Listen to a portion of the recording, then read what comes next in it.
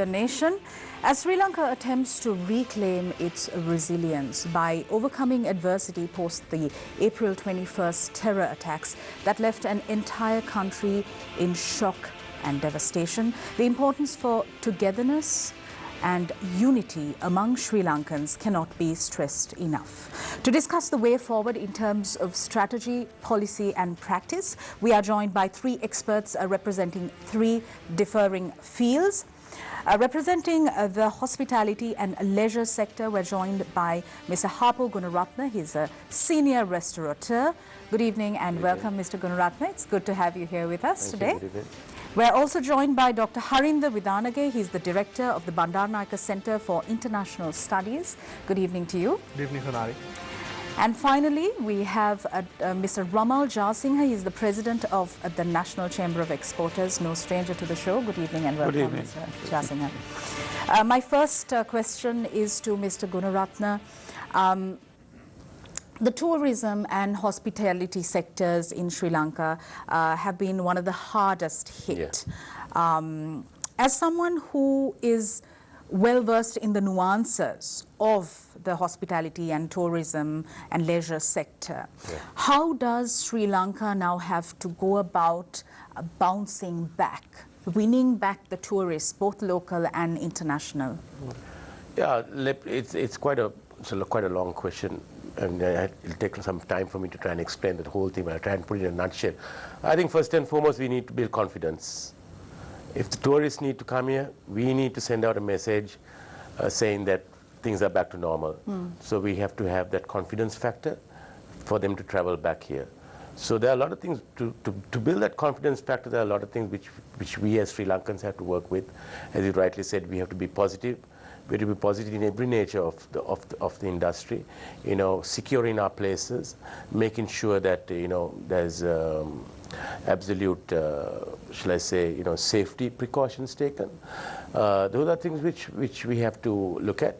Travel advisories have to be taken off.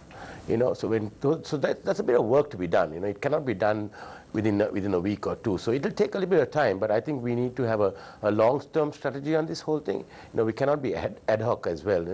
So proper planning and strategies have to be in place.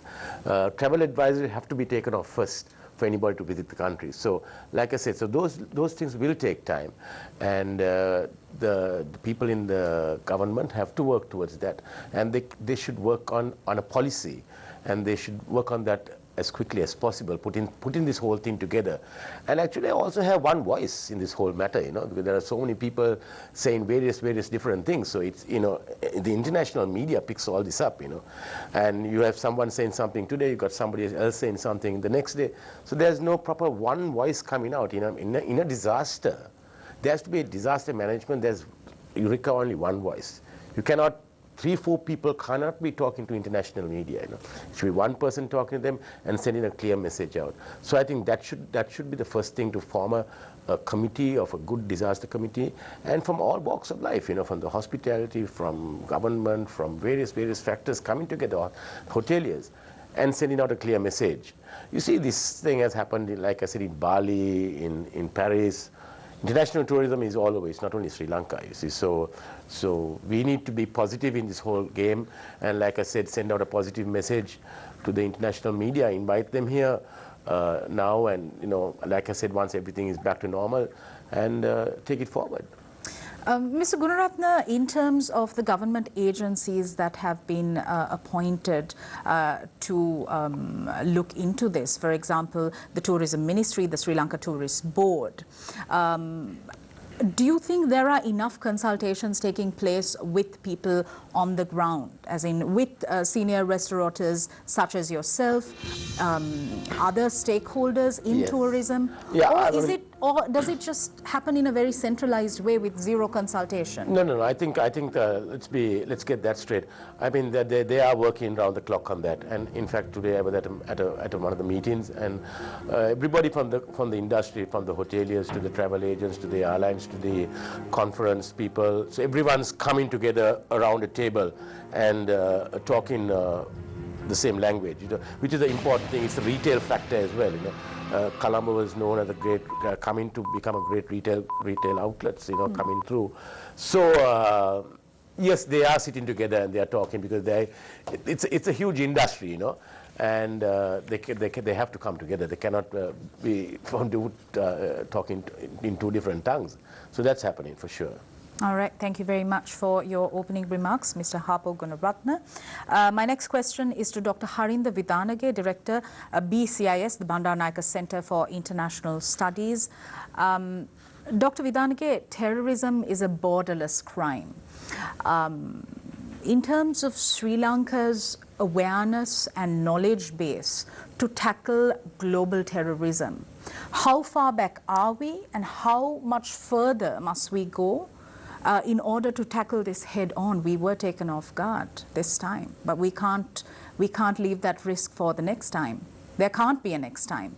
So how does Sri Lanka have to substantiate its resources in order to make sure that it's well on guard? Sonali, to start with, you know, for a country which has come out of a conflict for 3 decades, 10 years back, one thing we missed out is kind of evolving what we call a architectural national security strategy, right? Irrespective of who is represented here, national economy, education, health, everything now features in overarching. That's all national security, because you know you can't compromise one for the other. So globally, what we are seeing in the last 10-20 years is that countries have evolved significant national security strategies where separate pillars are there, both to address domestic challenges as well as challenges coming from external sources. So for example, one pillar can be terrorism. Rather than terrorism, we now kind of look at what we call violent extremism, which manifests as forms of terrorism.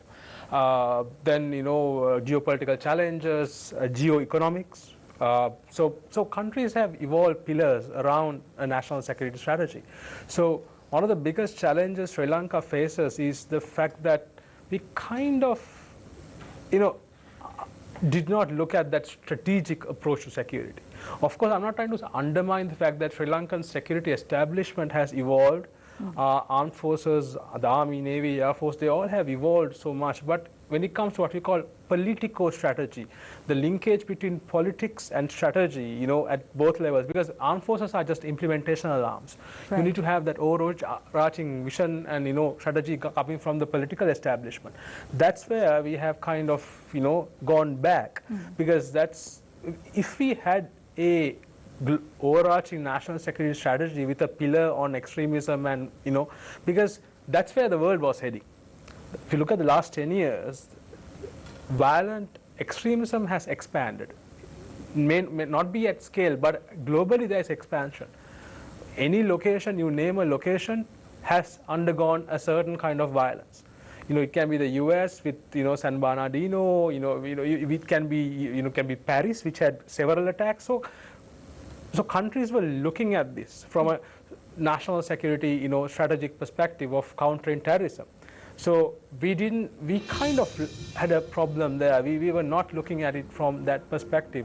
So I think one of the first steps we could kind of start off is at least now evolving that, because what has happened, because we don't have it, is it has gone back to a political power where you have finger pointing. That's because we don't have a central policy document, anything to fall back upon. So we have these haphazard responses. When do we start schools? Right? When do we, what about the leisure sector? Because all of that comes under the fold of national security. So that's something where we had lacked, and that's something we should really start off immediately. All right. Thank you very much, Dr. Vidanage, for your thoughts. I move my attention to Mr. Ramal Jasinghe, President of the National Chamber of Exporters. Mr. Jasinghe, Dr. Vidanage mentioned haphazard responses across the board.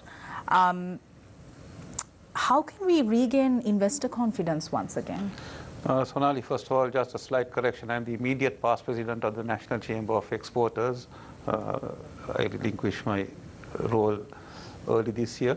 Getting back to your question, I fully agree with what Harpo and Dr. say, that it is consistency. Now, this is something we've been fighting for from an exporter point of view. where we need consistent policy making, consistent policies, and views that don't deviate from time to time. So at least in the export side, we have evolved into the national export strategy, which is quite robust, and as recently as April 24th, there's a team of the EDB, Export Development Board, that is in Hungary and Poland, and trying to promote, because where the EU exports are concerned, these two territories are not very active in terms of our EU exports.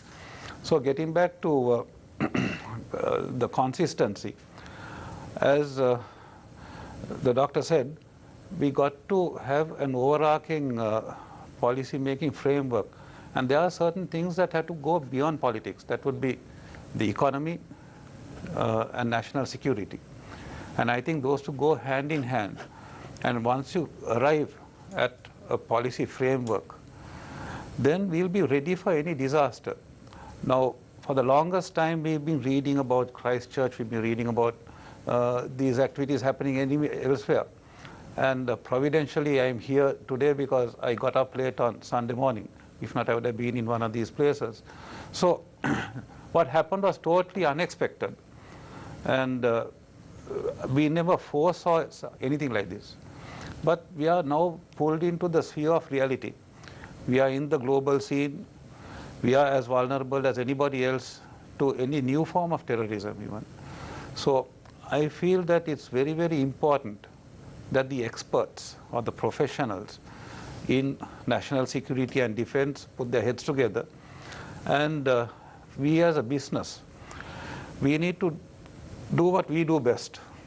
Because I feel, as coming from the business community and particularly from the insurance industry, that the best tribute we can give to those grieving families is to build up the economy and support them in their grief through progressing in our businesses and getting back to progress, really.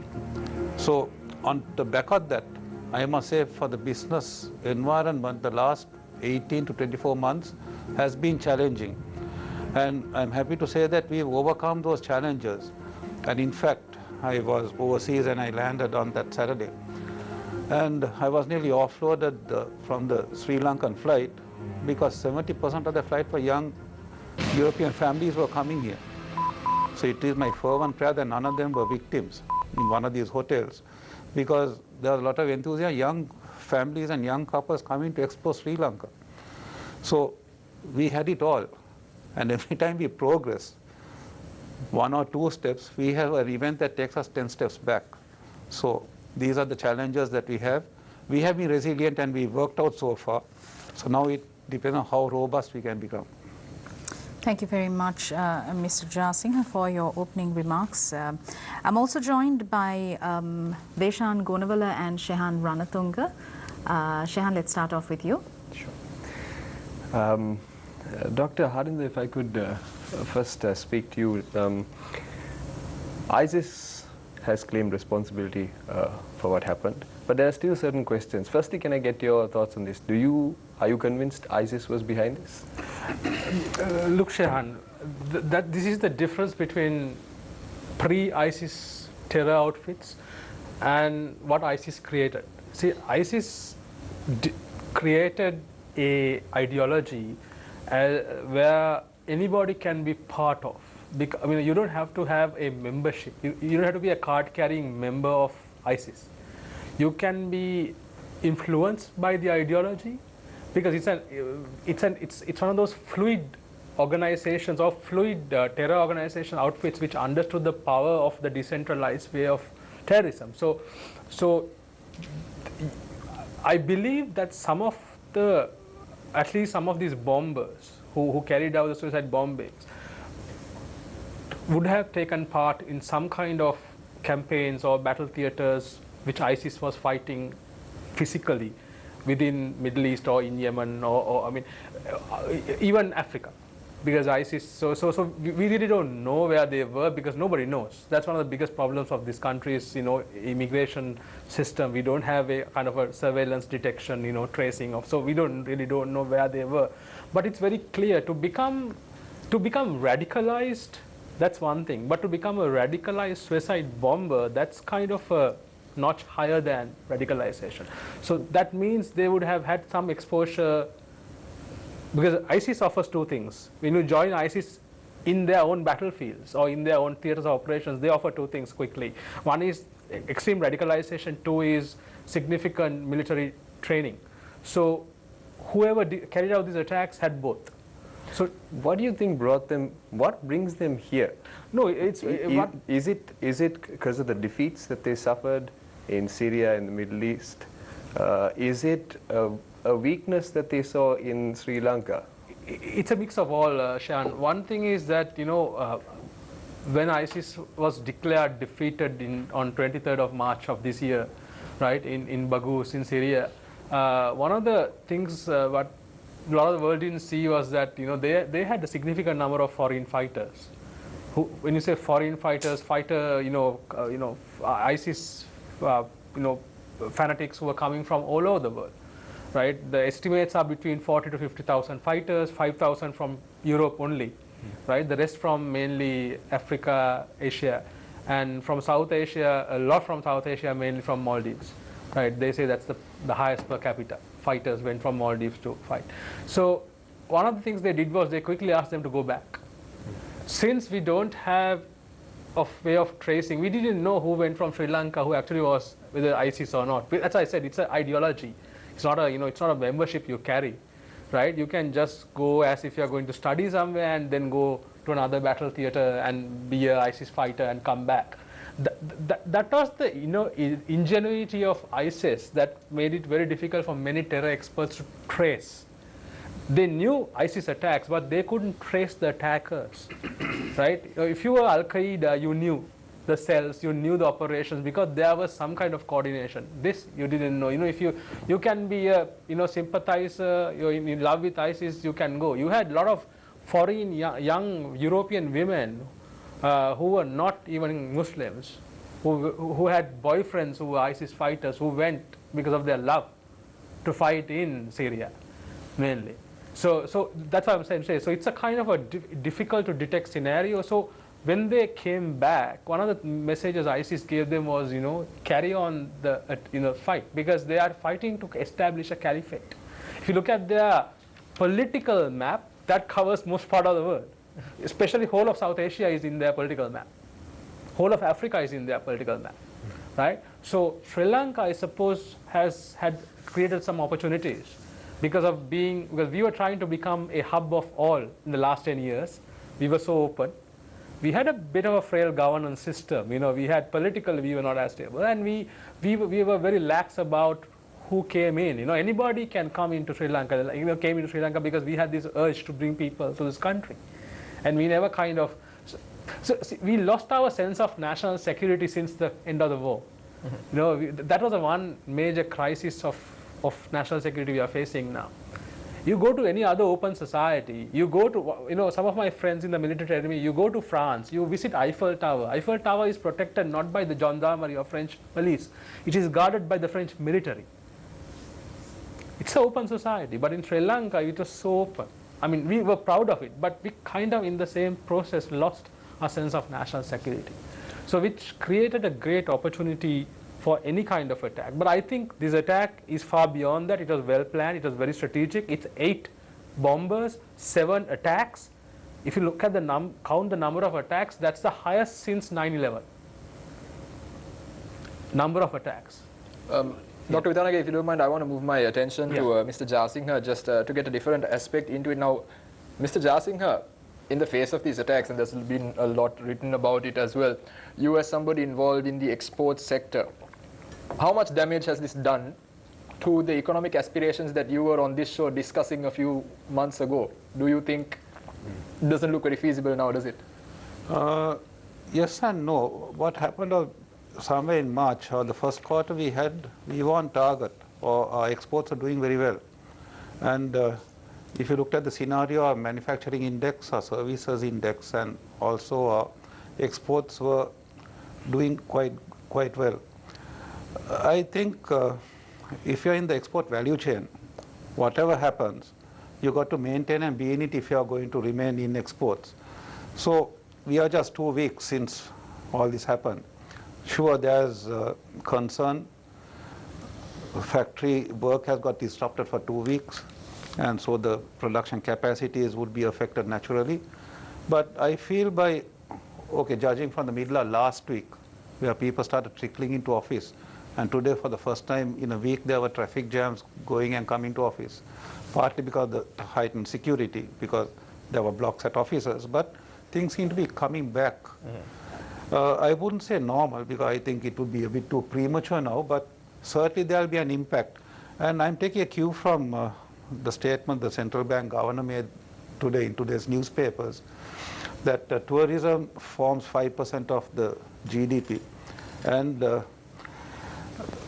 by coincidence, this seems to be the tailing off period of the tourist season. Of course, the damage that has been done is immense. And I must say that the chairman of the Tourist Promotion Board has been having, and I commend him for his speech to the Arabian market, which was even highlighted on CNN. And so there will be optimism. And firsthand, a couple of days ago, I met a German couple who's residing in Hikkaduwa right now. And they say it doesn't matter because we are planning to come back in December. So they say these things happen. So we are now, I would say, we were talking of inclusion as he was talking about the hub situation. Now we are included into this terror or into the vulnerability, if you can call it. And now it depends on how much we sharpen our skills. So as far as the manufacturing and export side is concerned, we have to get back to work as fast as possible, make sure that our supply lines, because fortunately no significant supply lines were attacked. Our competitive advantage doesn't necessarily lie with cheap labor, does it? We are not a cheap labor company anymore, country anymore. In such a situation, will this contribute to potential investors probably still going and looking at other countries more so than they would have prior to the 21st of April? No, Deshan, it is like this, right? So we've been having road shows and various promotions to attract investors. And with the way this situation happened on Easter Sunday, we certainly got a lot of attention. I would hesitate to call sympathy, but certainly we got attention from the global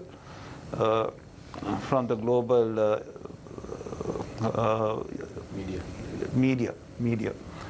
So I think that has attracted a lot of attention, and I think a lot of the developing world or the developed world is with us in terms of taking the next step. So it depends on how smart we are in marketing ourselves to attract this investment. One thing is to defeat terrorism, and the next thing is to make Sri Lanka resilient. Now the tourist industry has done an excellent thing, don't leave us. And I think that came like virtually immediately after the crisis. Correct. So I think if we take initiatives like that, the confidence that the foreign investors will have, because we have been on a growth trajectory up to now. So it's a matter of restoring confidence. So let us get back to our businesses and try to revive and at least continue the good work. Mr. Gunaratna, confidence, that's a very interesting word. You've seen, I'm sure you know, and definitely all of us on the panel know that normally Friday nights are quite busy on the streets of Colombo. Yeah. Not the last few weeks though. Yeah, for sure. And you as a restaurateur might be feeling the heat more than we do. Confidence. Yeah. Do people still have the same confidence they do to gather in places like they used to? If they don't, what steps can you, leaving the government aside as a professional, take to ensure that this confidence is built up back again? Let me tell you for sure, I mean, it's 2 weeks and obviously there's no confidence at all. But like I said from the outset of the program, we have to be positive. And rightly, let's not think of government, let's secure our areas, you know. Correct. Let's take the private sector, people who are running leisure, hotels, restaurants and stuff of that nature. Let's fix our home front first, you know. So I think that's what we need to do. And yes, the last 2 weeks people have not been on the streets, but things are bouncing back. And like I said, it's going to take a bit of time. Like you have to take the travel advisories off and all that kind of thing. And each of us has to do our own marketing. You can't go depending on other people, you know.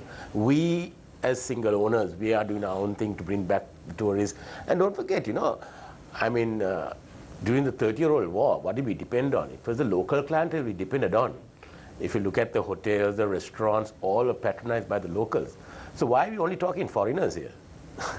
We always keep talking about, the foreigners should come back. The locals did that for 30 years with us. And they continue to do that over the last 10 years. So we have to first look at home and say, hey, get confidence with the local clientele. Secure your boundaries, make sure there's check-in being done, there's proper security. Because they are feeling the heat as well. It's a fine margin between ensuring security on a night of entertainment versus being disrupted or disturbed. As a professional who has experience in the industry, how difficult is it to strike a balance between ensuring that it is secure, but the people coming in aren't disturbed or having their... You see, if you're walking into any place, leave Sri Lanka alone. You just take India, for example. If you're walking into any hotel or in a shopping mall, they're going to check you, right? And they're doing it for your good. So you have to give that equation, If you go after the Mumbai attacks, you go into any hotel in India, any mall, they send your baggage through scanners. And we, as rightly as doctor said, we just took everything for granted. We let our guard down. Anywhere in the world you go today, any hotel will check you. And that is something we got to learn to live with the rest of our lives. We let our guard down once. We are not going to do it for the second time. I hope not. But we got to learn to live with it. We got to learn to go through the process of being checked, being frisked. It's for everybody's good. It's good for everyone. So I think it's the best thing. So you agree that there's a need for an increase in security? Absolutely. And would you say that the hospitality trade therefore realizes that there needs to be more investment in security in these places? Let me tell you, during the conflict, when it was 30-year conflict, when we were in the hotel industry, every bag had to go through a scanner. Yeah. Do they do it now? You can't take things for granted. You don't know when terrorism is going to hit you. And what happened was we took things for granted. I know, like I said before, every bag had to go to that scanner. Everyone was frisked. If you go into nightclubs, restaurants, hotels, it was done. And it became a part and parcel of life. Nobody complained. Right? So Gurunath, there's a heavy cost involved in no, this. But that's what I'm saying. So the government now, I'm told, is giving concessions on stuff of the security equipment because they need to support the industry. Therefore, they have to give tax concessions. They have to do all that to bring back the people. So I think that's important. I brought this up because, in fact, the State Minister, Mr. Iran Vikramaratne, is supposed to be announcing a relief package for hoteliers. That's right. Actually, funnily enough, I was at this meeting today at the Tourist Board, and they did discuss a whole lot of new initiatives being taken to bring down all the taxes and various things, which I think is a brilliant idea. You see, everybody here has to support it. Otherwise, we fall like a ton of packs. The banks have to support us. Everybody has to support the industry. And let's not only think hospitality. There are so many other industries which have to be supported by this, by this Sunday thing. Yes, hospitality is in everybody's face, so you see it, but there are so many things at the back end which is happening. The trainers. So, do you see an opportunity in the midst of all this? An opportunity? Yes, an opportunity for people to potentially finally take advantage of the media spotlights that's been given to Sri Lanka. Do you see an opportunity in the midst of this dark very times? rightly, when Raman said, I think we have been in the media spotlight, I don't think ever before. We try to put a rupees and cents on that media time we got. That's colossal media time we got, maybe print media, TV, digital, New York Times ran headlines Sri Lanka, to pay for that, you don't generally get that. But for the bad reason. Let's get that straight. For the bad reason. So you can take the positives out. And now the people know Sri Lanka, and people, like rightly, we were #1 on the Lonely Planet. We were #1 photographic destination. So there were a lot of #1s here, So because we took advantage of the 30-year-old war, it takes time, but you need to have a proper plan to this. You cannot do things ad hoc. You have to have a proper system in place, and you can take the bad and make it good for sure. Yes, I agree. Thank you very much. With that, we're going for a short commercial break. We're in conversation with Mr. Ramal Jasingha, Mr. Hapal Gunaratne, and Dr. Harinder Vidanage. We'll be right back.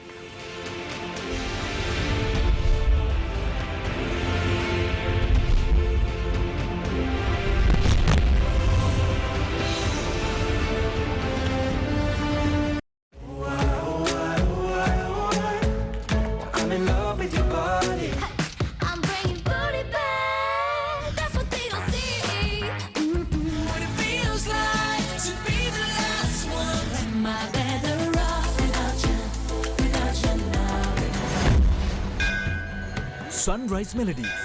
සතිය දින පහේම උදෑසන 5ට.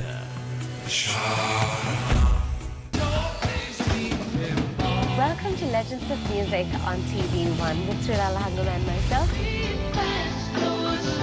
Because she was a big star and she was on this not so very good contract. I see. So, what happened next? The Who are famous for destroying their instruments. Also destructive one. We're celebrating Valentine's like twice in this That's year. more brown than red. Wow. Legends of Music ඉරිදා සවස 2:30ට.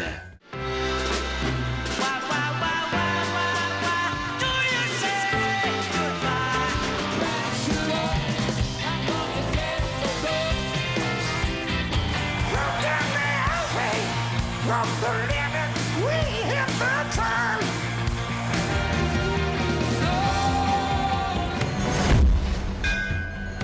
Rise of Rock ඉරිදා රාත්‍රී 11:30ට.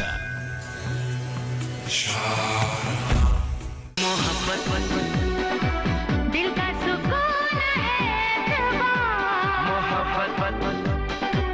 दिल की तरफ है ये इंतजार कोई मिल गया मेरा दिल गया चुराई मेरी किसने ओ सनम तूने ला ला ला ला ला ला ला ला ला ला ला ला All Jeans සතිය දින පහේම දහවල් 1ට.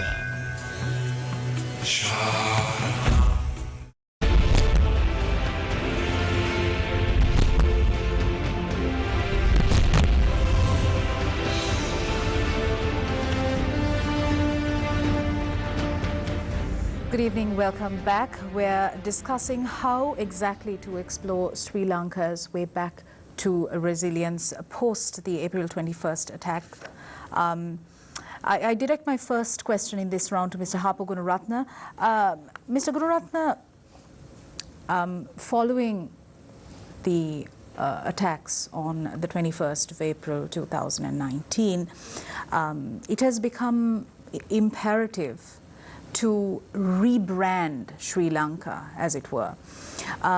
In your opinion, how can the hospitality and leisure sectors come together in order to take a multidisciplinary and multi-stakeholder approach in order to rebrand Sri Lanka as a tourist destination? You see,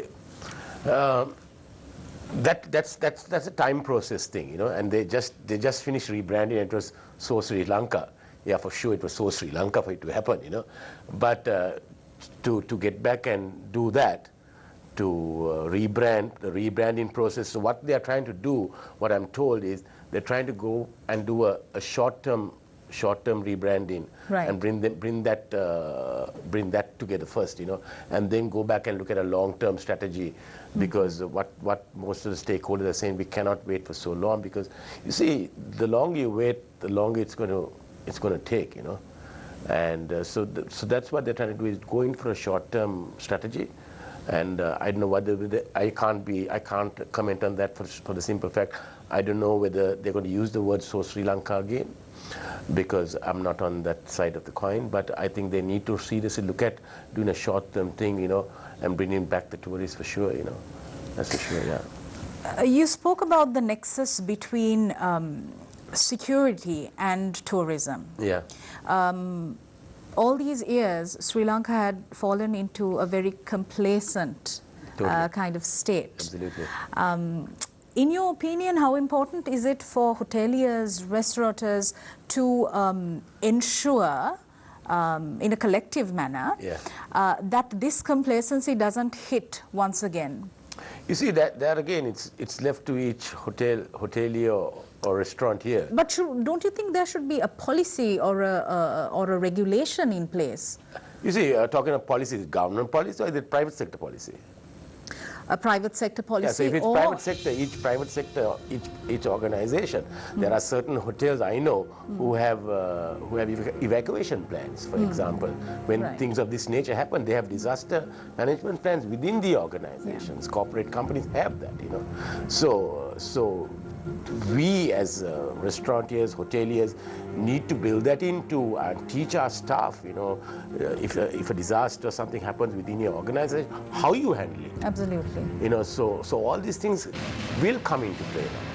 Because, so it is important to streamline these absolutely. Methodologies. If there's a bomb in your hotel and there's a fire, there has to be a policy. There has to be someone running that area, and it has to be you see, like I said, you cannot let your guard down. You need to constantly keep training your staff, reminding them of disaster. See what happened, nobody thought of disaster here. The last 10 years there was nothing called disaster.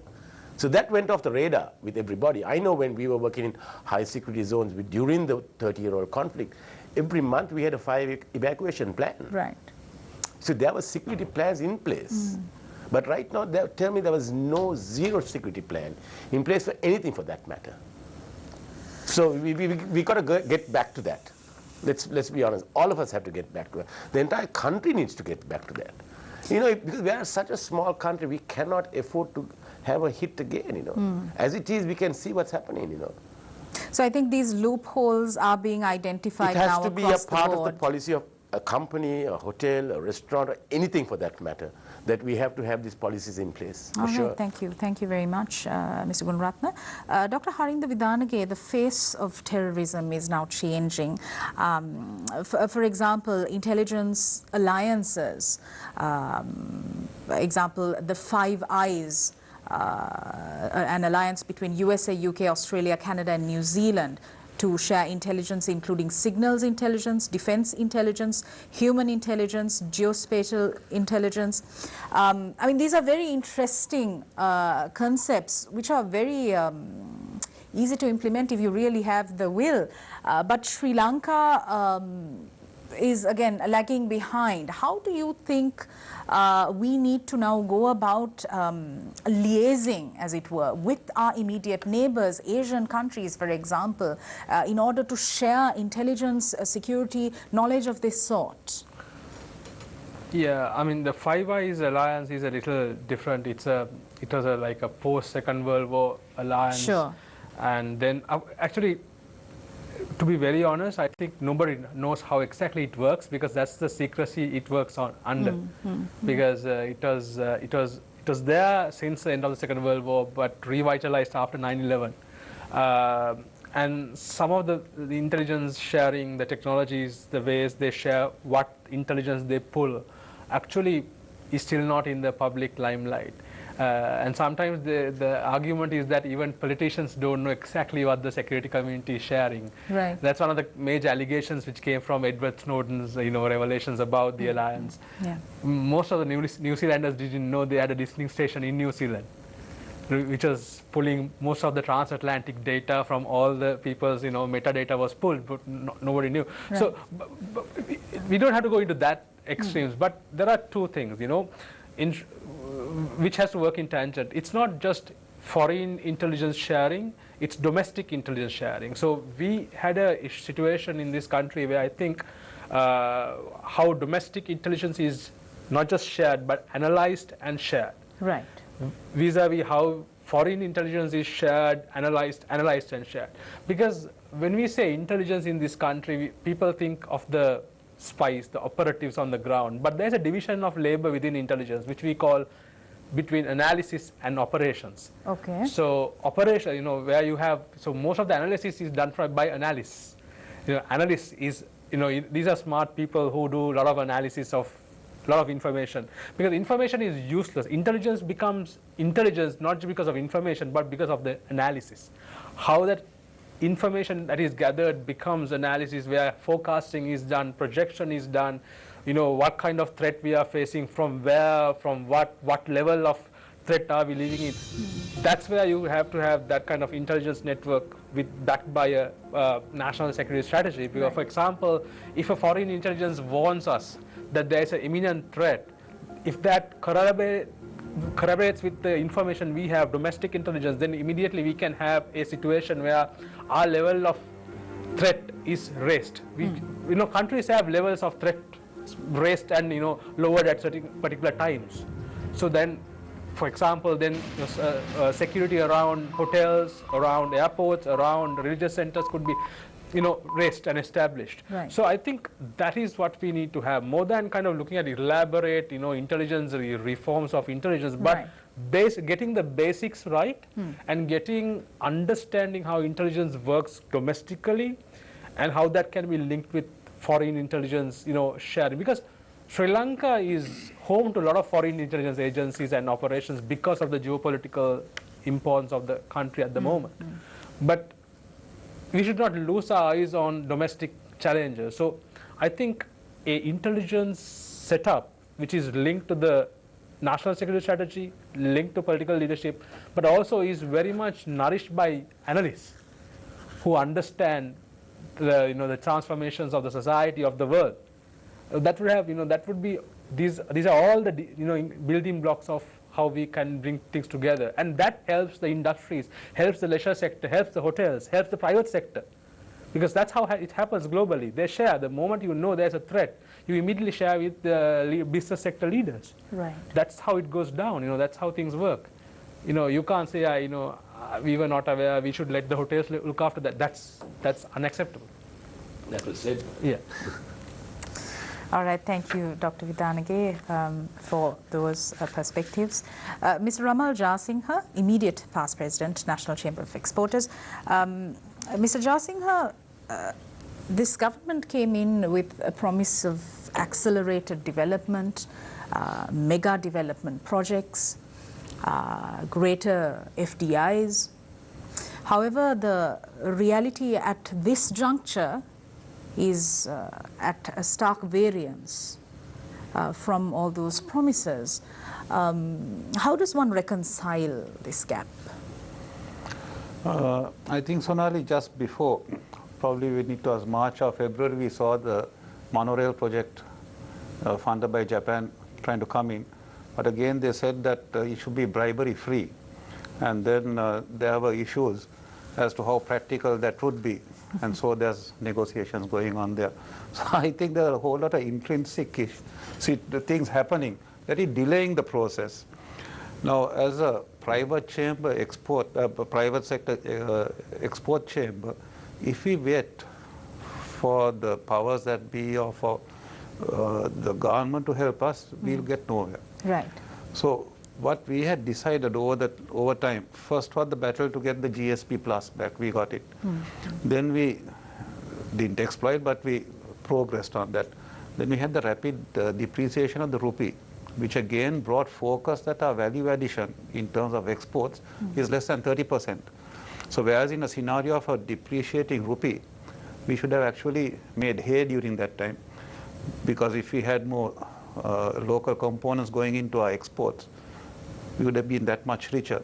So fortunately, that has created an awareness with the scientific institutions and research institutions to get together, and including the marketing profession, in developing and branding our products, and on the premise of product augmentation, product extension, and product development. So that was happening.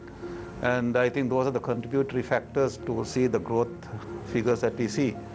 So FDIs, where on a private sector basis, one-on-one, we've seen interest. We've seen interest of foreign investors in our financial services sector.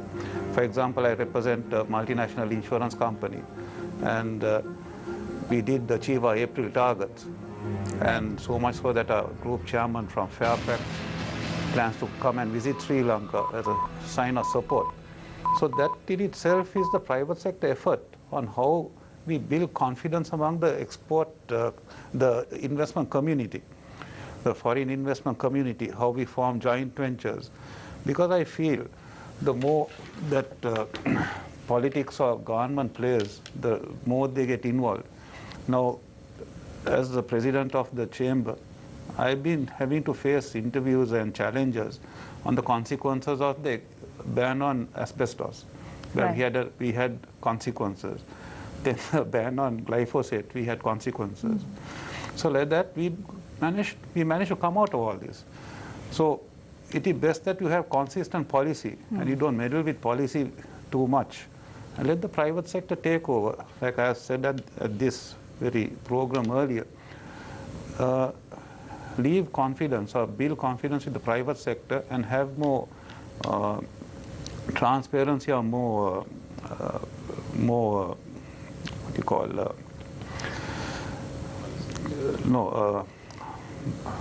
what's the word? The word at least have more exposure on the activities of the policy making, more insight, or more oversight with the public sector. That's what I'm looking for, more oversight, so that you have the two arms working in tandem and complementing each other. So that way, I feel there'll be confidence. And as I said earlier, the media attention that we have got is probably a good time to leverage, to attract FDIs.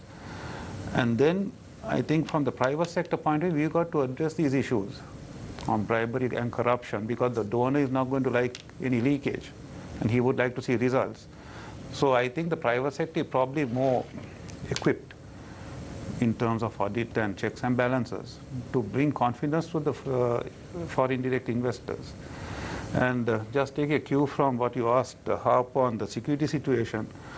Now, for the last 9 years, in insurance we have a terrorism cover, so nobody took that. So had they taken that, they would have been covered. So now we are trying to catch, a lot of people are now aware of it, right, because you can't drop your guard. And to take terrorism cover, Harpo, we would have, as an underwriter, as a prudent underwriter, I would have seen whether you have your business disruption plans, whether you have your disaster plans. All these were done. These are practices, nothing new. So I think we got to go back, because, I mean, we are a bit laid back when it comes to, I mean, a bit of freedom, and I mean, you don't want to have the fire drill coming every month and things like that. Right? Yeah, exactly. So these policies need to be brought in now once again. You see, very rightly what Ramal said, you know, I mean, I'm sure, you know, if you look at the entertainment industry, many years ago, I mean, we talked 25, 30 years ago. Right. You know, the first thing, if you bring a foreign artist, what they're going to ask you, what's your insurance here? Exactly. You know, I don't think that's even discussed over the last 10 years, because you know, it was as easy as you can get, you know. But I know during the 30-year-old war, there were more entertainment in the country at that time. What happened over the last 10 years?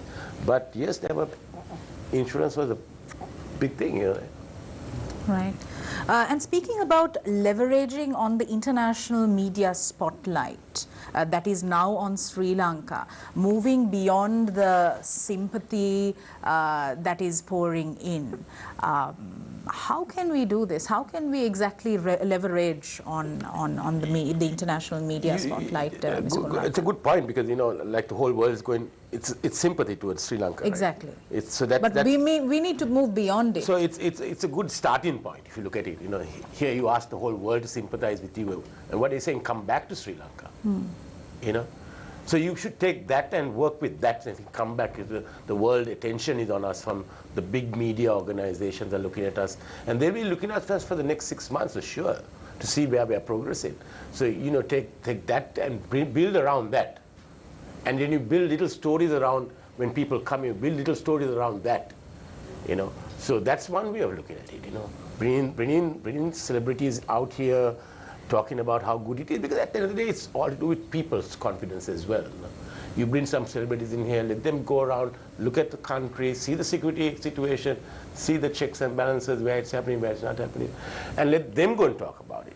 And that's what I would think. You know, the airline industry, the national carrier, bringing in, you know, deals that you cannot refuse. Say, come to Sri Lanka, buy one, for example, get one. And they're just examples. So that's the only way to work around, to make it work. Like I said from the outset, of course, it has to be the travel advisors have to be lifted. That's the first thing. But there has to be a campaign thereafter to bring them back. You know. Just to add on to what Harpo says, foreign investment can come in, and also you have to recognize the talent that we have, the local talent, the management talent, the executive talent, and also the advantage that you are very fluent in English. So I think these are things that can complement the leveraging. Right. So what is important, and I think what the Sri Lankan export effort has lacked in the past, is the tie-up of research and development and marketing. Right. And I think those are two very important areas that have to be leveraged along or complement the effort to leverage the new interest that we have. I wouldn't say earned, it would be too cruel, but that has come upon us now. All right, great. Shehan? Yeah. Mr. Jasingha, on the matter of investment, what exactly is the investment climate like right now? I mean, seeing as what has happened, what about, and revenue? According to the central bank, right now we've been talking about GDP growth, right? Growth of say 3.2 to 3%, and then with the recent events, they expect it to fall. But I think the central bank is quite confident of achieving a 3.5% growth, GDP growth. So on that backdrop, the fundamentals, right, what is important for any investor is the economic fundamentals of the country. Now, balance of payments and various fundamentals seem to be progressing well. And I think the last year there has been a correction. It's been tough on the local consumer. We've maintained inflation rates quite low, single digit. And if these things continue to work, and the only issue I see in terms of investments coming in, particularly in the manufacturing, that we are no longer low-cost, low-labor country. So it would have to be leveraging on intellectual property. And we can see a lot of local IT-based and BPO companies doing well outside. Then you can see the areas that have been, there are 6 industries identified by National Export Strategy as emerging markets. We can see progress happening in those that are not very conventional and not very traditional. So the way forward would be to strengthen the traditional exports like tea, rubber, coconut and our commodities, and to build up on the areas that have been identified by the National Export Strategy. So in short, if we implement the policies that have been set through a long process, I must say, myself being part of the National Export Strategy, it was a very well planned, thought out, and articulated effort assisted by the World Trade Organization and the EDB. So we had global expertise, and I think the Harvard University also made the initial study on how to set the plan rolling. So like that, and now stemming from that, you are getting a national quality policy and industrial policy, so that all these tying together. Now you find these these distractions that come up that could take things back a bit, but if we are determined and continue these initiatives, then in the least we can minimize the damage. If not, do better. Government expenditure must be quite high right now because they have expenses which are outside what was budgeted. You know, for example, I have not very frankly looked into it, but I would reckon so, yes. For example, with the rebuilding of churches, providing compensation to the affected. I don't think that's all. A lot of donations are coming through. Well, I'm sure. I'm telling you that. But of course, they have pledged to help rebuild I'm sure the they churches. also, but there are a lot of donations coming through to build all the churches. There's so many people raising money to do all that. So there's the private sector, engine growth is working around all that, you know. As much as government doesn't have much cash anyway to put it. You know, I mean, let's be honest about that. So there are a lot of international donors coming through to help to rebuild the churches and people's lives. That's what's most important. That's right. You know, the people's lives are what's most valuable thing. You know? So there's a lot of people working behind the scenes to make that happen, I'm sure. Shehan, I want to jump in and I want to pose this question to Dr. Vidanage. Dr. Vidanage, now there's been quite a lot of discourse at this forum about international attention. How is it that we can use this opportunity and this newfound spotlight to potentially enhance Sri Lanka's agenda on an international level? Because apart from the fact that there are so many other things like travel advisories being put in place that are not necessarily good for Sri Lanka, this also offers us an opportunity to now engage with the international community on a level where we can look at things we're weak at and then try to develop those and make those our strengths. I think one of the things we were weak at is listening to some of the advisories that were given to certain agencies. Now, how can we work to ensure that these loopholes, that these mistakes, that these shortcomings are fixed? Yeah, it's two things. One, just to go back to the conversation about the global media attention. The global media attention, as Mr. Gunath said, will be there. But they'll come back like this. After a few weeks, they'll come back and see how we are rebuilding, how security has changed, how communal harmony or how communal interaction is going to be. So they will. So the make or break thing is, are they going to project as we are falling apart, or as whether we are rebuilding? That's one. But to answer the question about the opportunities with all these travel advisories, the opportunities lie in the attack itself, right? Because it's an attack like none other. It is a terror attack that nobody saw coming. So, see, if you look at the region, security is very high on everybody's mind. So, why not Sri Lanka start a regional conference on emerging terrorism, being the victim of it? So when you have the security communities descending on this country, again, that's tourism in a certain way. It's going to attract a lot, because we are having a lot of attraction from a lot of countries, from a lot of security agencies. I think, if I'm not mistaken, Malaysia also have a regional hub to study into terrorism as well. Yeah, what I want to say is not about studies, but create a couple of conferences, because that will bring in, because of the geopolitical drift in the Indo-Pacific, there is a lot of military presence around us. There's a lot of security community already around the region. There is, there is a lot of U.S. military presence. There is significant Indian, Chinese. There's a lot of interest, and for them, this is also a challenge, because even in the latest U.S. national security strategy, they kind of took off terrorism as number one, and they brought in big power competition as the number one security concern for the U.S. But now it's kind of again changing, right? So I think one great opportunity is creating this idea of kind of quickly capturing the idea of creating a couple of security conferences where we can bring in one. It's a great opportunity for Sri Lanka actually to get a lot of expertise to come in and to kind of have a set of consultations, but it's also creating an international event out of a tragedy of an attack, which is very legitimate, which is something we can really think of. So that will create a lot of inflows. It's not they're not the tourists, they're not the regular tourists, but you'll get a lot of people coming because there's a lot of attention on Sri Lanka. We talk about the drop in the tourist numbers in that particular week, but nobody counted the number of international journalists in Colombo in that particular week. I would have spoken to about 10 from different countries, right? And there were so many of them setting shops. So because see, crisis epicenters attract different audiences, and in a way, it's a way of rebuilding confidence. That country, we are confident. We had been attacked.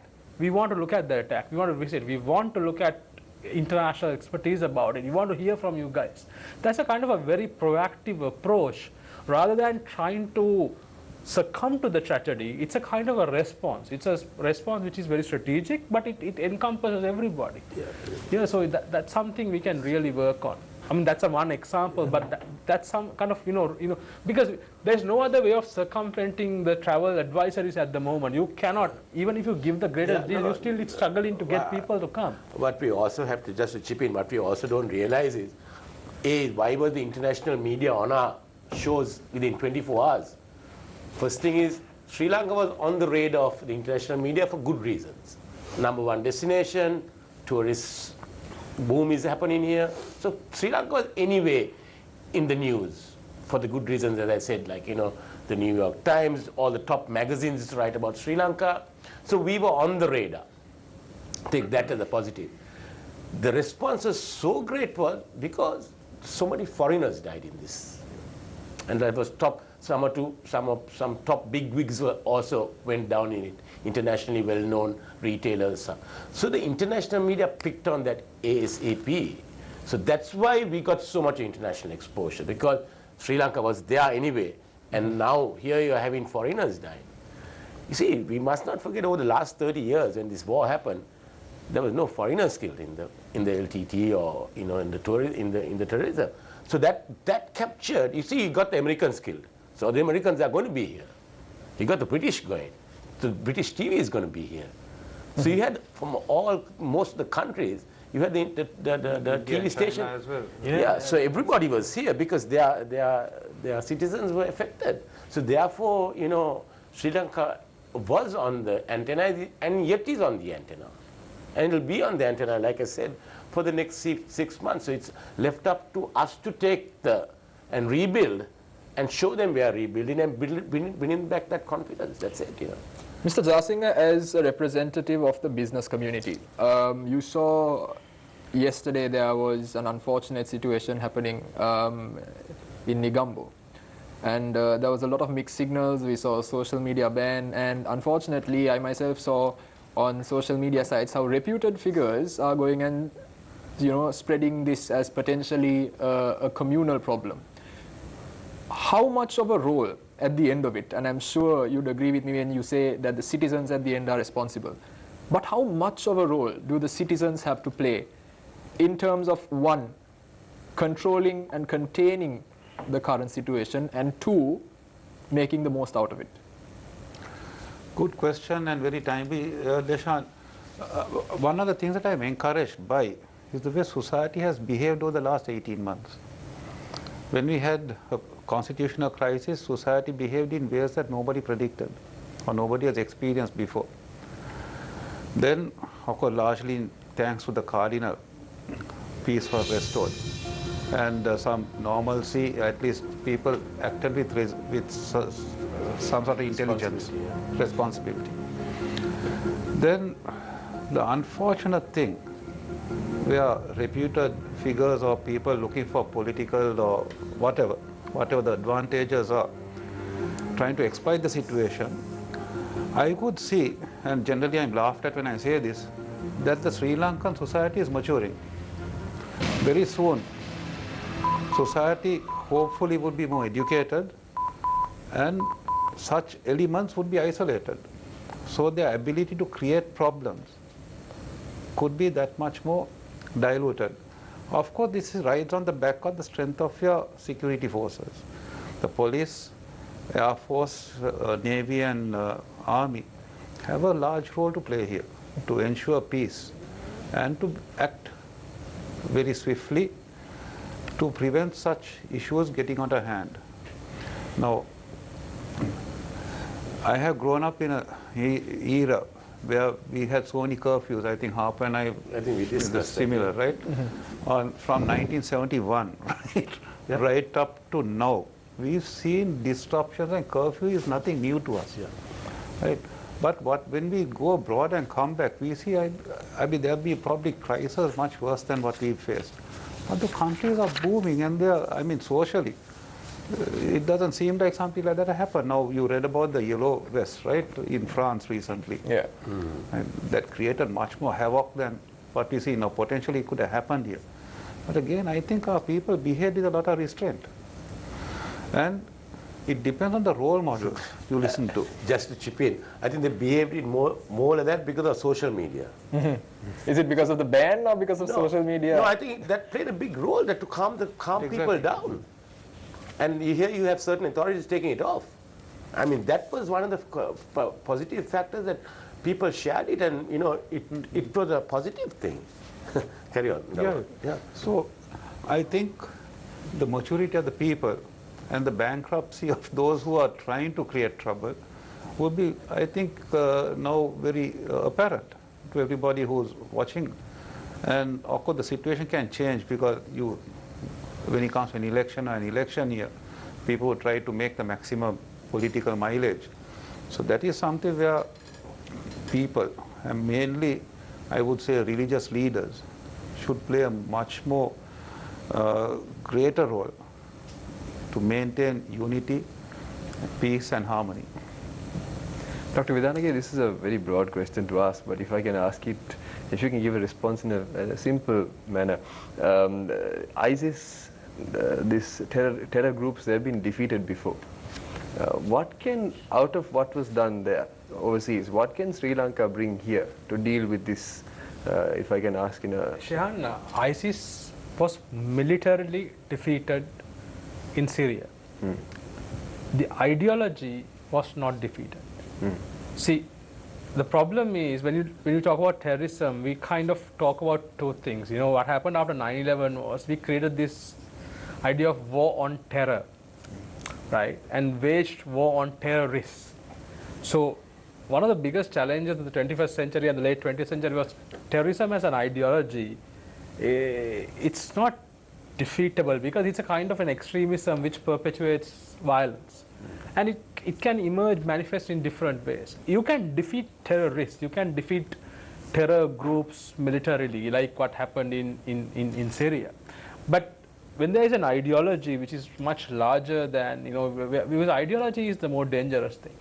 You know, that is why the ideology of creating a caliphate, a modern caliphate, that's an ideology where you can politically work for, religiously work for, even militarily work for. So for example, ISIS kind of, you know, emerging in 2014, the last phase, you know, 2014 till now, the last 5 years, they tried as an organized military takeover of certain parts of the almost broken down Iraq and Syria, which ended in a military defeat.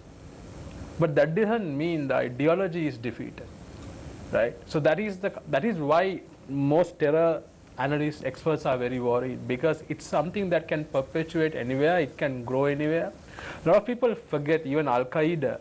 If you look at the origins of Al-Qaeda, they go back to Indonesia and the shores of East Africa. The first Al-Qaeda attacks were in 1997 in Kenya and Tanzania. That is the first, what we call the first transnational terror attack. There were two attacks, parallel attacks, simultaneous attacks, which started this new era of terror. But now, since with ISIS, it has gone beyond that even. So this idea of defeating terrorism, because we in Sri Lanka has this mindset of defeating terrorism because of the defeat of LTT, because LTT was pretty much geography focused. But when you have what we call transboundary terror ambitions, which is not terror but extremism, right, which can manifest as violent extremism, that's a very different way of combating, and the strategies you used will be very different. The defeat in Syria was it was a coalition, am I right? It involved the US and Russia and a combined effort. It was a combined effort, and the effort was not as combined. The question is, can Sri Lanka deal with this by itself?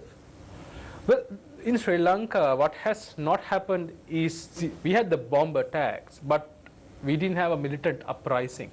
That's two different things. You can have random bomb attacks. What you had in Syria was an actual militant uprising, a kind of a war, right? But that's not, we are not seeing that in South Asia yet. I mean, the first sign of ISIS in South Asia was in Bangladesh in 2015. There were certain attacks, right? But again, bomb attacks and assassinations, but not as a group armed resurrection or insurrection. That didn't happen. So I think that's something Sri Lanka doesn't want even to think of, right? But what Sri Lanka should be worried about is how we mitigate extremism. Because what it does is, these bomb attacks does is, it also provides inspiration for locally radicalized individuals, right? So we see organized militancy in its incipient stages, where you see these camps, we see this training, and we see significant radicalization. So if we don't deal with it immediately by strategies of de-radicalization, strategies which are not just military, but it needs political response as well. It's a mix of both. Military can act at the last it's the last resort, but there has to be certain political decisions that has to be taken to stop radicalization. So we need a combination of both of that.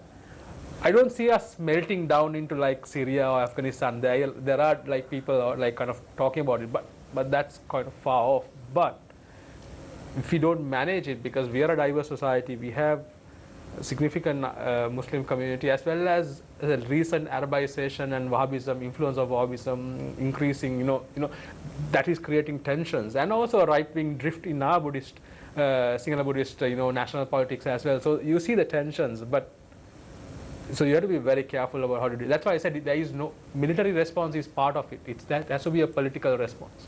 That has to be a political response. Mr. Gunaratna, we have seen terrorism before. And we spoke about this before the show.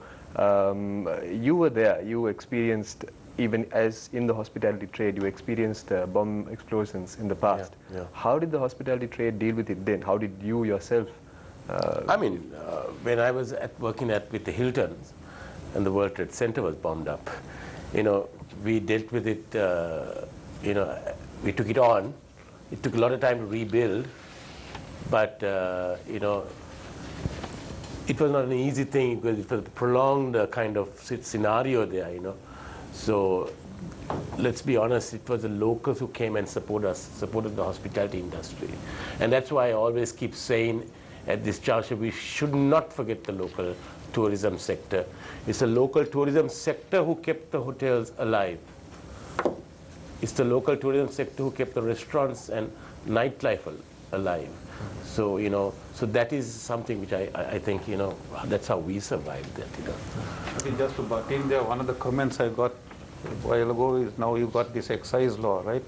That doesn't allow you, permit you to operate beyond a particular time. So probably there might be a need for an amnesty period or something like that, so that you maximize. They need to get a lot of amnesties if they want to get it going, you know. I mean, that's a fact, you know. I mean, if you're talking about tourism, there's so many things government has to do to make it work, not the way it's going. All right, thank you, gentlemen. With that, we're going for our final break. We'll be right back with the final round.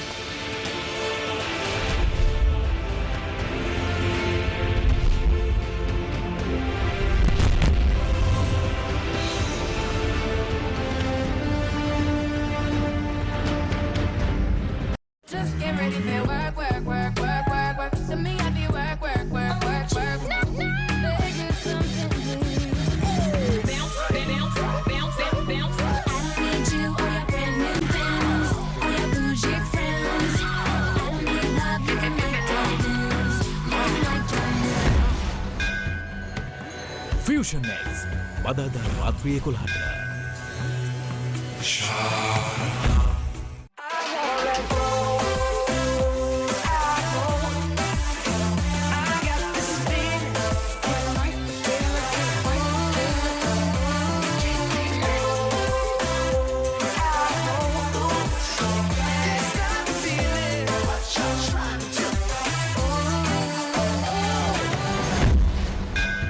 Top Hits සතිය දින පහෙම දහවල් 12:45ට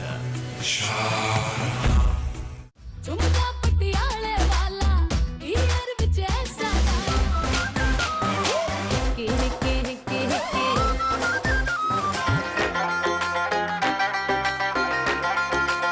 तेरे नाम नाल सजना वे मेरा दिल धड़के तेरे नाम नाल सजना वे मेरा दिल एक दो तीन चार पाँच छः सात आठ नौ 10 11 12 Night Bird සඳුදා රාත්‍රියේ 11:30ට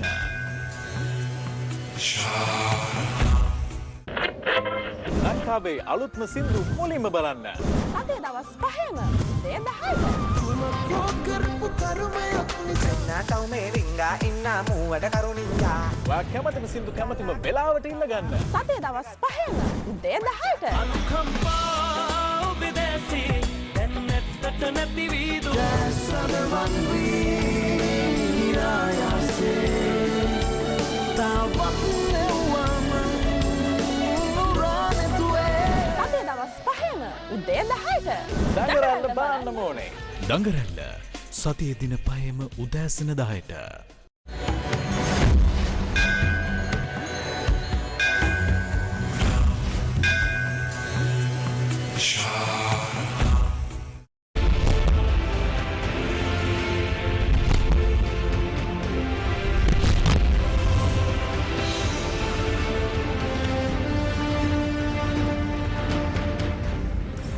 Welcome back. This is Face the Nation on our final round. My first question is to Mr. Hapu Gunaratna, Senior Restaurateur.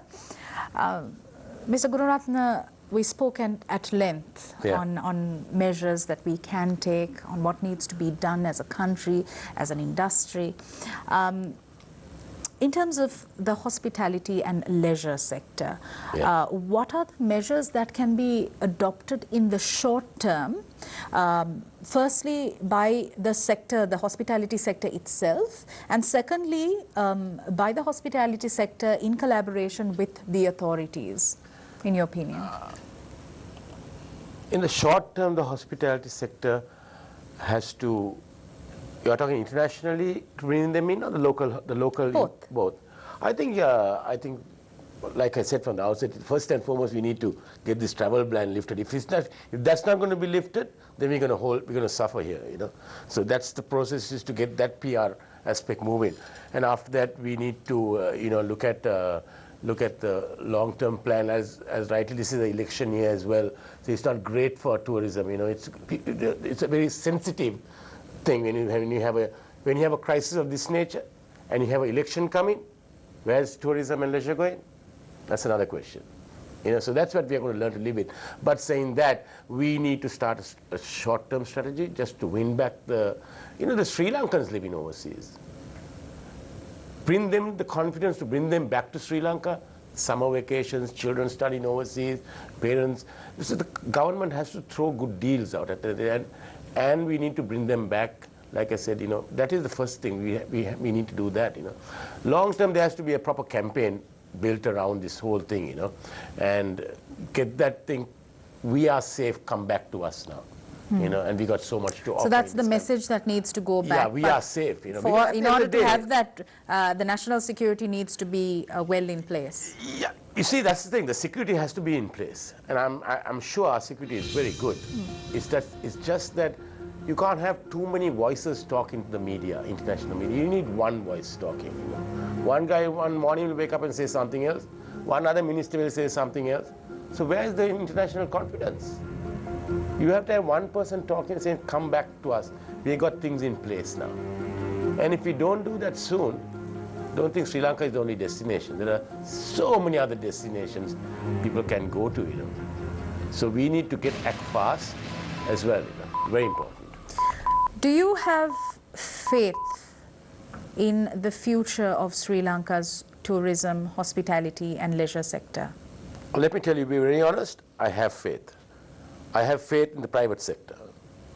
And I have faith in the private sector because the private sector will drive that industry. And throughout the years, throughout the 30 years, so the private sector who drove the tourism and the hospitality sector.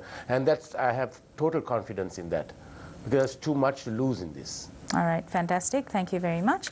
Mr. Ramal Jasinghe, during this difficult period in Sri Lanka, how must the resilience of the business community be best explored by capitalizing on the international allies?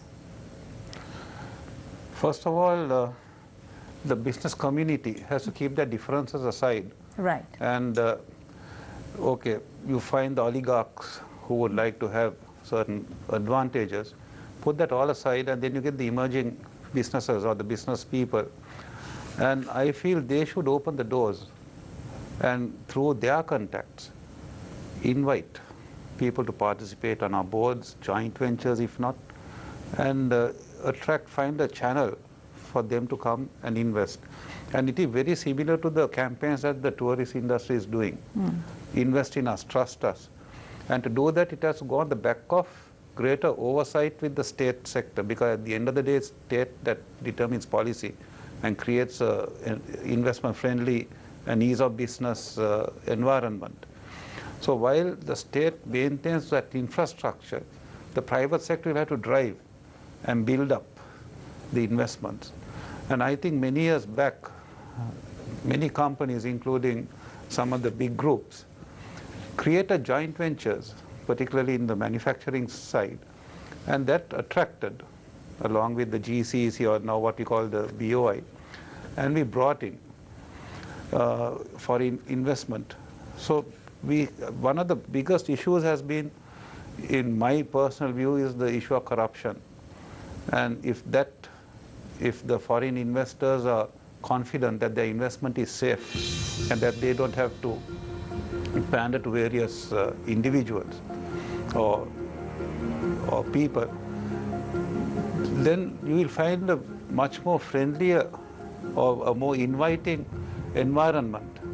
So I think that's where the business community should, and like now we are going into the business of forming policies, a proper investment policy for the country, a policy framework. We have the supporting, say the export strategy is one, or what about the investment strategy? Right. What about the future? And as Doctor said, overarching security strategy or national security strategy, which would essentially be the umbrella policy that all these other activities could thrive upon.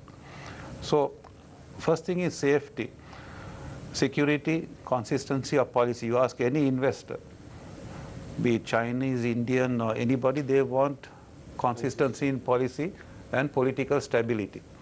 So if those three can be maintained, and if we as businessmen or as the business community or the private sector hope for that, right now it might sound ironic. So then we got to create our own ecosystem, Right. so that it is conducive for foreign investor confidence and participation, if not investment. So I think that would be the way forward. All right, fantastic. Thank you very much, Mr. Jasinghe. Finally, Dr. Harind Vidanage, Director, Bandaranaike Centre for International Studies. Dr. Vidanage, the ugly head of racism can't be allowed to raise its head once again. To this effect, could you take us through the role of the education in Sri Lanka to inculcate in the minds of our children an inclusive approach, knowledge about other cultures, comparative religion? These are things that we see as lacking in our national education sector. If we take the North and East, how do you think we can overcome this disconnect, which is causing massive disruption to the country? Tackling racism through education has been, I mean, it's an ongoing challenge, and it's been addressed at the moment, especially because, I mean, if you look at the reconciliation effort of the government, and even in the previous administration, this has been part of the conversation. And I think even now the Office of National Unity and Reconciliation, they're looking at, you know, advancing syllabuses, even starting from preschool kids, primary school kids, the idea of reconciliation and that thing. But what, Sonali, we have to understand is education in abstraction. You know, the idea of we telling people, see, we are so normative and superficial when it comes to being anti-racist, but we are very pragmatic, realistic, and very hardcore when we are racist. I mean, because racism and anti-racism sometimes coexist in our psyches in a way, you know, when we respond to situations. That is why I keep on reiterating education is important, but in abstraction, without a overarching national security approach, it doesn't make any sense. See, the question that, you know, we were trying to address the whole of this evening was about, you know, the image and the challenge. But, you know, nobody is going to come back to Sri Lanka as long as they see Sri Lankans living in fear. Absolutely. We are living in fear, you know, we are living in kind of an existential fear that is driving parents not to send kids to school, you know, people are not traveling. This is because our national security is not reinforced in our own citizenry. So one of the primary challenges of a national security strategy is reinforcing the sense of security among the domestic audience, the citizens. If the citizens are not feeling safe, how can we expect the rest of the world to kind of think that it's safe to be in this country? So that is why I think, as I said at the beginning, education is part of national security. It's been accepted globally. Some people are a bit uncomfortable when we say education is security. Some people argue we are trying to securitize education too much. But without a strategic security approach, you know, superficial, confidence building, anti-racism, reconciliation won't work. Right. It will work in theory, but not in practice. So that's the approach we should look at very, very fast. Fantastic. Thank you very much for your thoughts and perspectives this evening. Mr. Harpo Gunaratne joining us for the first time on our show. Thank you very much for your thoughts and perspectives. Dr. Harinda Vidanage, Director, Bandaranaike Centre for International Studies. Thank you, Doctor. Thanks so much. And finally, Mr. Ramal Jasinghe, immediate past President of the National Chamber of Exporters. Thank you for your time. I'd also like to thank Deshan and Shehan for asking all the right questions. Well, that draws to a close this edition of Face the Nation. I leave you tonight with a quote from ancient philosopher Confucius, who said, "Our greatest glory is not in never falling, but in rising every time we fall." Here's hoping to Sri Lanka's resilience, now and always. Good night.